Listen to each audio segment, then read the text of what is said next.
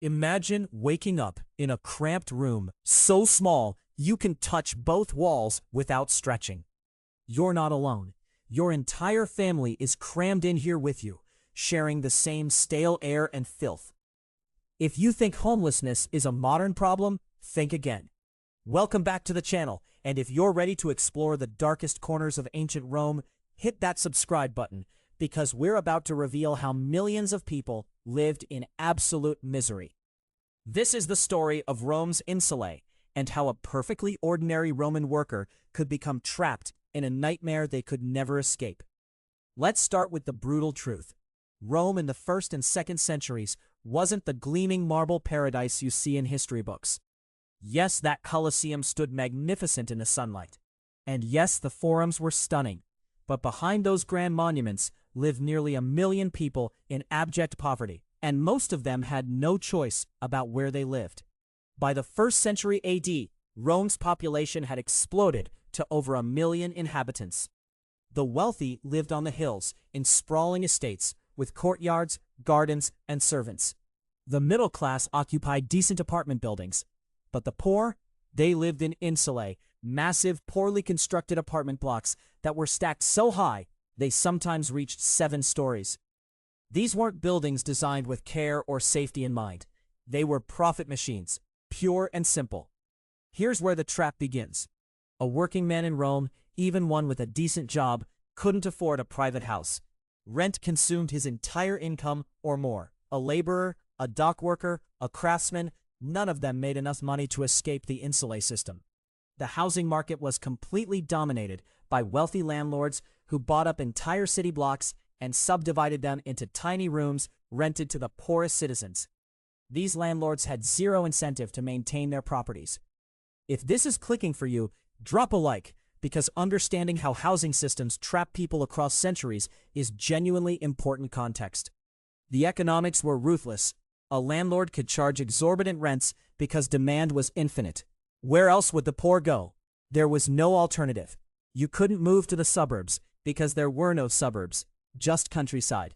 You couldn't build your own shelter because Rome was packed solid.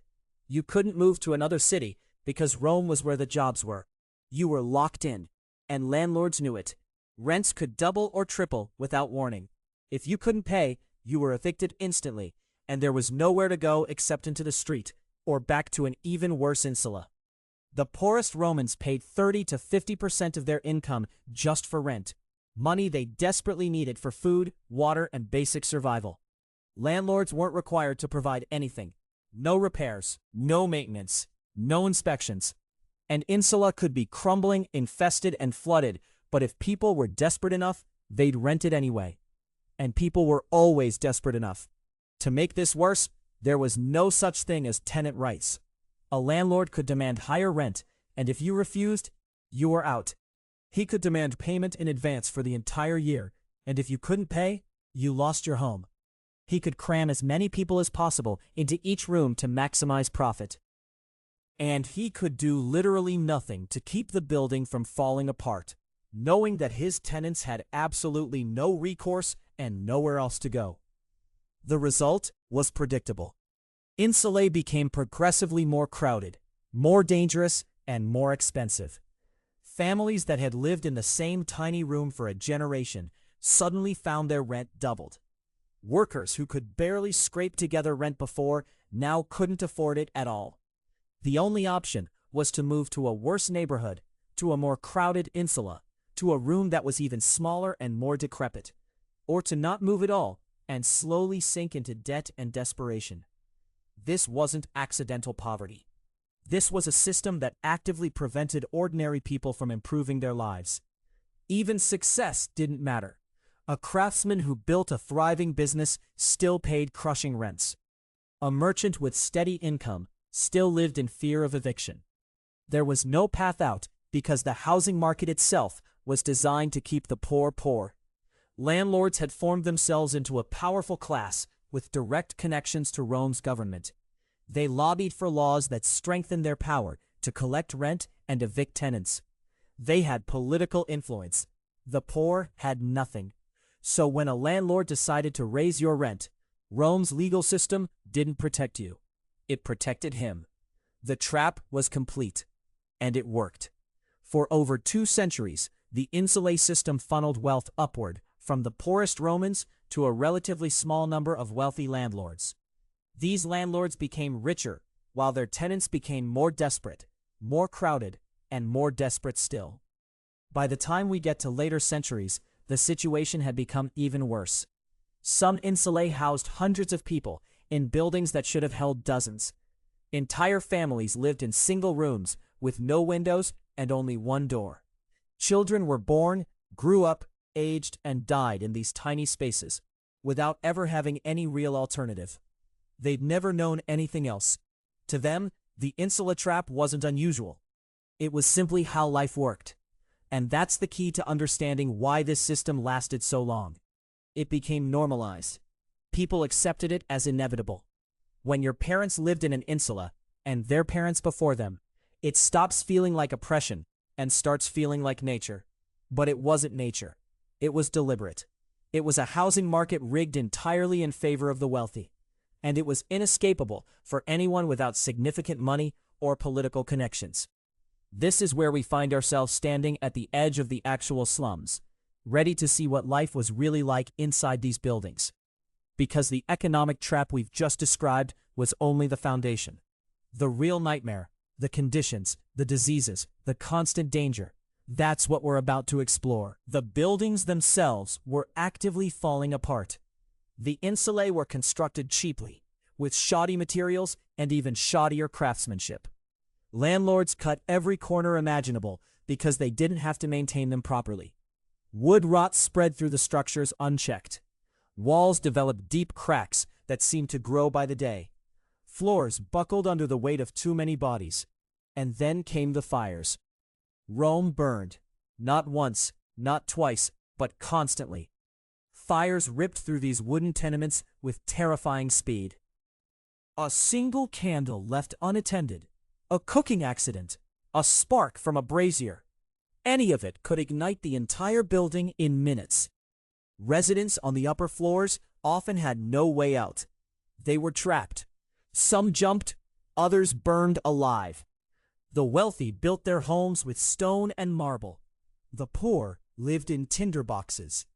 The fire of 64 AD destroyed much of Rome, but for the insulae residents, fires were a regular nightmare, not a historical event. And the diseases, the diseases were relentless. In spaces so cramped and filthy, illness didn't just spread, it exploded. Cholera, typhoid, dysentery, tuberculosis. These weren't rare threats, they were facts of life. Children died in infancy by the thousands. Adults succumbed in their 30s and 40s, worn down by malnutrition and constant infection. The sewage systems, when they existed at all in the slums, were medieval compared to the marble forums of the wealthy. Human waste accumulated in courtyards. It seeped into the ground. It contaminated whatever water sources the poor could access. Rodents thrived in the filth. Insects covered every surface. This wasn't just unpleasant, it was a biological nightmare that guaranteed constant disease. The Roman authorities knew all of this.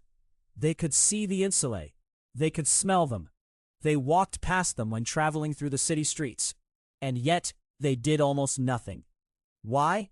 Because the system worked perfectly for those in power. The poor remained desperate enough to work for pittance. They remained terrified enough not to rebel. And when they died, there were always more poor people to replace them. Compassion simply wasn't profitable. The government built magnificent aqueducts to supply fresh water to the wealthy districts and the public baths. They constructed the Colosseum to entertain the masses just enough to prevent uprising. But they poured almost no resources into making the insulae safer, cleaner, or more habitable.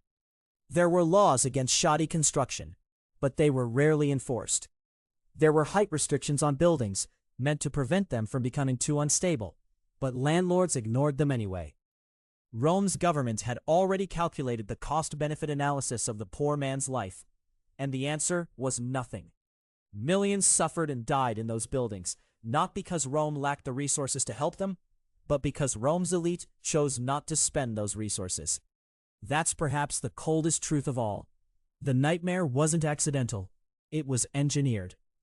If you found this history as haunting as I did, subscribe so you don't miss the next one. There's so much more of this story to uncover. If this helped you understand the darker side of Rome, please like the video. And I'd love to know, what aspect of daily life in ancient Rome surprises you most? Drop a comment and let me know what you'd want to explore next. Thanks for watching.